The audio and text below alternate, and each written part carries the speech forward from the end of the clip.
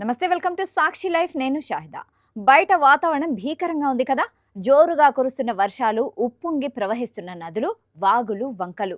ఈ వాతావరణంలో ఇంట్లో కిటికీలోంచి బయటకు చూస్తూ వేడి వేడి ఛాయ్ తాగితే బాగుంటుంది. కానీ ఈ వర్షాకాలం అంటేనే అంటు వ్యాధులతో పాటు దగ్గు, కఫం, జ్వరానికి కేర్ ఆఫ్ అడ్రస్ అని చెప్పొచ్చు.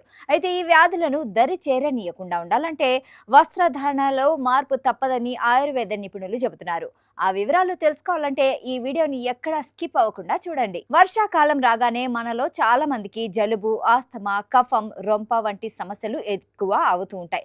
ఇందుకు ప్రధాన కారణం మన ఛాతీకి, ముఖానికి చలి తగలడమే. ముఖం చలిబారిన పడ్డప్పుడే సైనసైటిస్, టాన్సిలైటిస్, చెవిలో నొప్పి వంటి ఇబ్బందులు మొదలవుతాయి.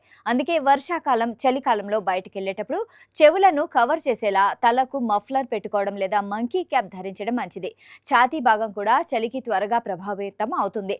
అందుకే చలి తీవ్రత నుంచి ఛాతీని కాపాడేందుకు స్వెటర్లు లేదా ఉన్ని దుస్తులు వాడాలి. ఇక డయాబెటీస్ వంటి దీర్ఘకాలిక వ్యాధులున్న వారికి వర్షాకాలంలో కాళ్ళు, చేతులు తడిసినప్పుడు ఇబ్బందులు ఎదురవుతాయి. అందుకే బయటికి వెళ్ళేటప్పుడు గ్లౌజులు, సాక్సులు ధరించాలని వైద్య నిపుణులు సూచిస్తున్నారు.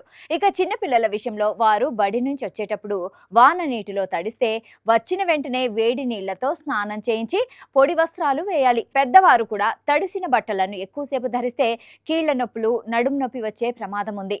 తడి బట్టలు జ్వరానికి ఆహ్వానమని ఆయుర్వేద నిపుణులు చెబుతున్నారు. డయాబెటీస్, బీపీ, థైరాయిడ్ సమస్యలు ఉన్న వారికి వర్షాకాలం కారణంగా ఇబ్బందులు ఎక్కువగా ఉంటాయి.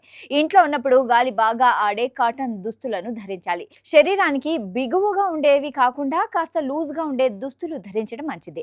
ఇక వర్షాకాలంలో దుస్తులు త్వరగా ఆరవు.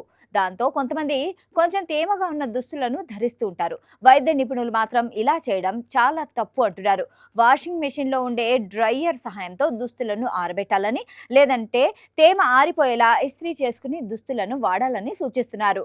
సో చూశారుగా, వర్షాకాలంలో దుస్తుల విషయంలో తీసుకునే చిన్న చిన్న జాగ్రత్తలతో అనారోగ్యం నుంచి మనల్ని మనం కాపాడుకోవచ్చు.